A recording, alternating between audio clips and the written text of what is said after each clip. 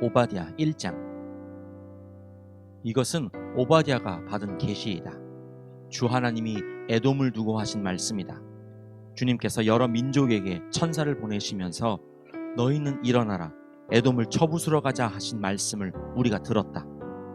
나는 여러 민족 가운데 너를 가장 보잘것없이 만들겠다. 모든 사람이 너를 경멸할 것이다. 내가 바위 틈에 둥지를 틀고 높은 곳에 집을 지어놓고는 누가 나를 땅바닥으로 끌어내릴 수 있으랴 하고 마음속으로 말하지만 너의 교만이 너를 속이고 있다.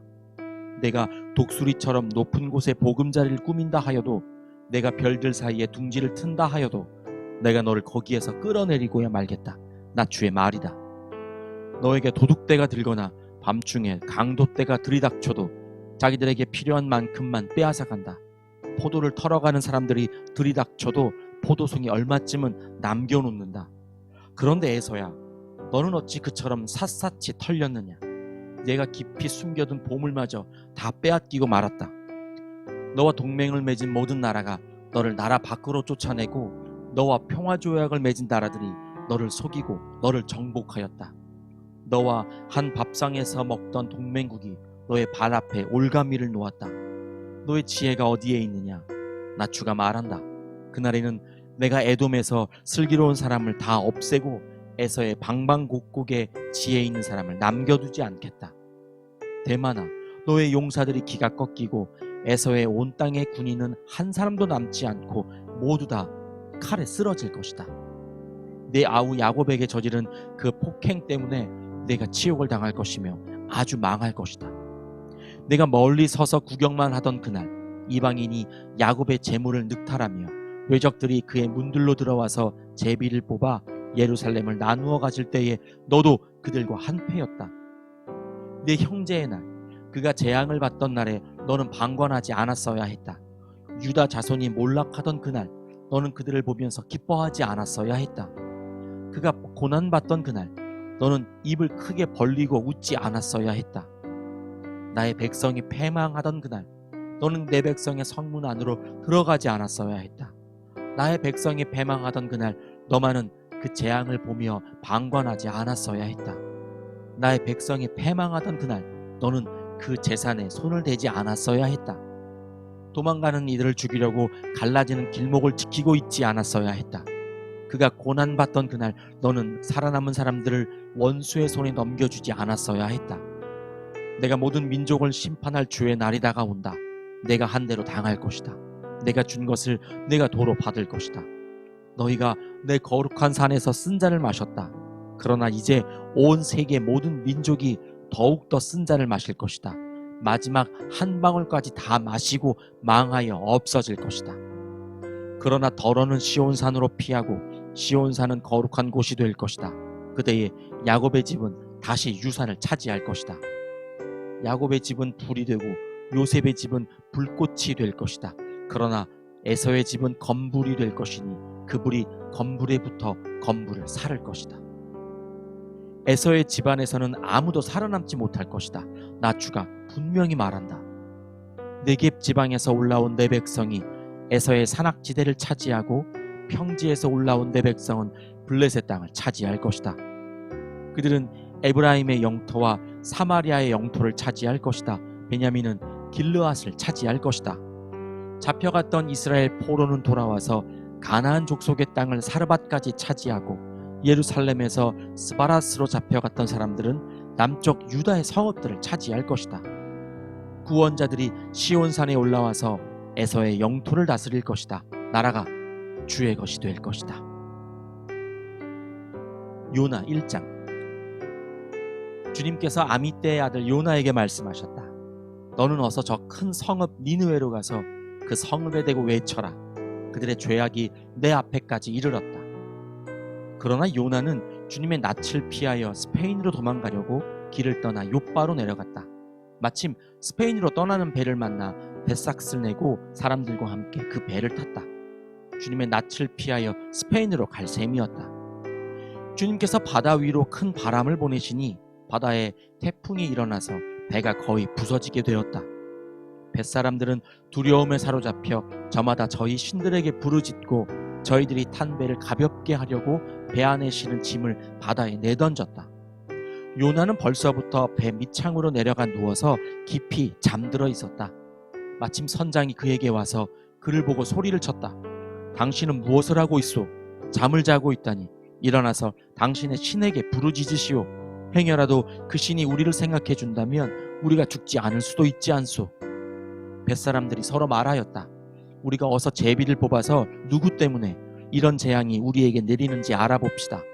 그들이 제비를 뽑으니 그 제비가 요나에게 떨어졌다. 그들이 요나에게 물었다. 우리에게 말하시오. 누구 때문에 이런 재앙이 우리에게 내렸소? 당신은 무엇을 하는 사람이며 어디서 오는 길이오?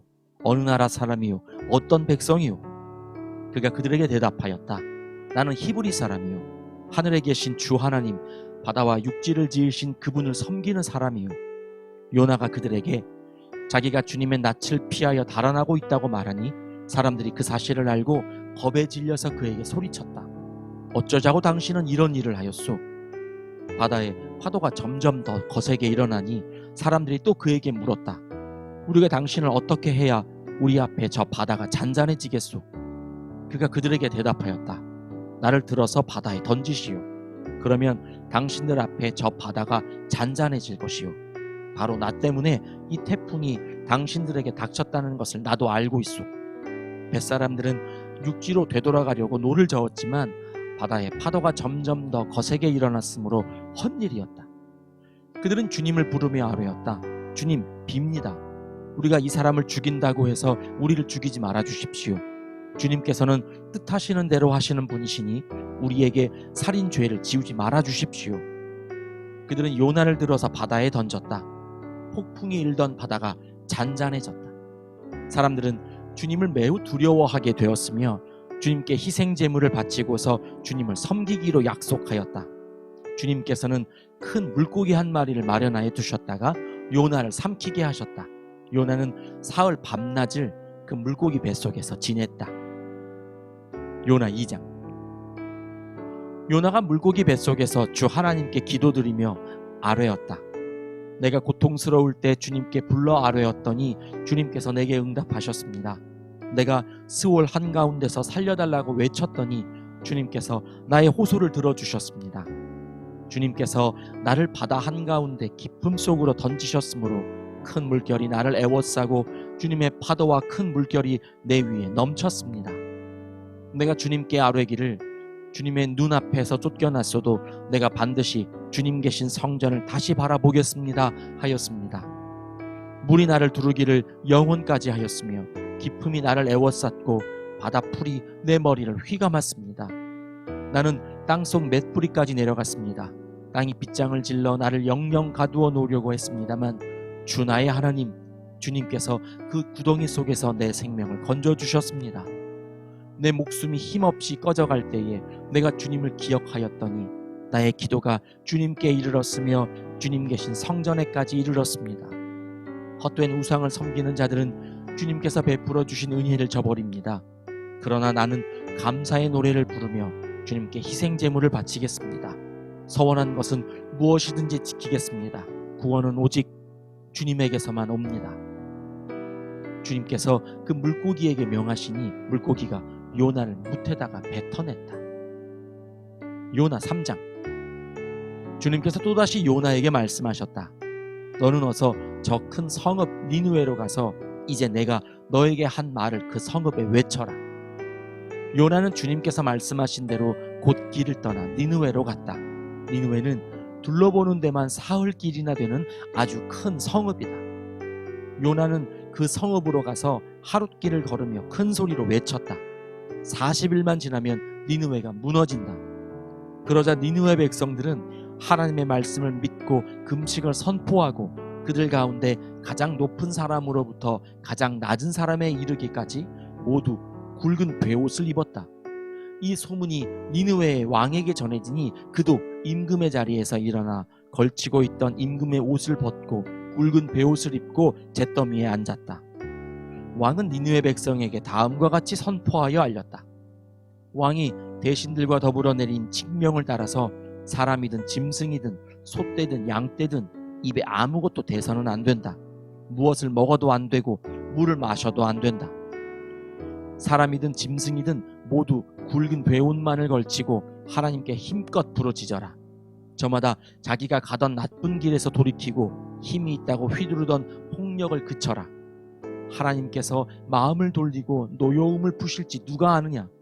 그러면 우리가 멸망하지 않을 수도 있다. 하나님께서 그들이 뉘우치는 것, 곧 그들이 저마다 자기가 가던 나쁜 길에서 돌이키는 것을 보시고 뜻을 돌이켜 그들에게 내리시겠다고 말씀하신 재앙을 내리지 않으셨다. 요나 4장. 요나는 이 일이 매우 못마땅하여 화가 났다. 그는 주님께 기도하며 아뢰었다. 주님, 내가 고국에 있을 때에 이렇게 될 것이라고 이미 말씀드리지 않았습니까? 내가 서둘러 스페인으로 달아났던 것도 바로 이것 때문입니다. 하나님은 은혜로우시며 자비로우시며 좀처럼 노하지 않으시며 사랑이 한없는 분이셔서 내리시려던 재앙마저 거두실 것임을 내가 알고 있었기 때문입니다.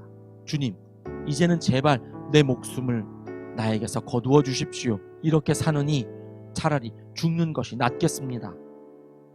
주님께서는 내가 화를 내는 것이 옳으냐 하고 책망하셨다. 요나는 그 성읍에서 빠져나와 그 성읍 동쪽으로 가서 머물렀다. 그는 거기에다 초막을 짓고 그 그늘 아래에 앉았다.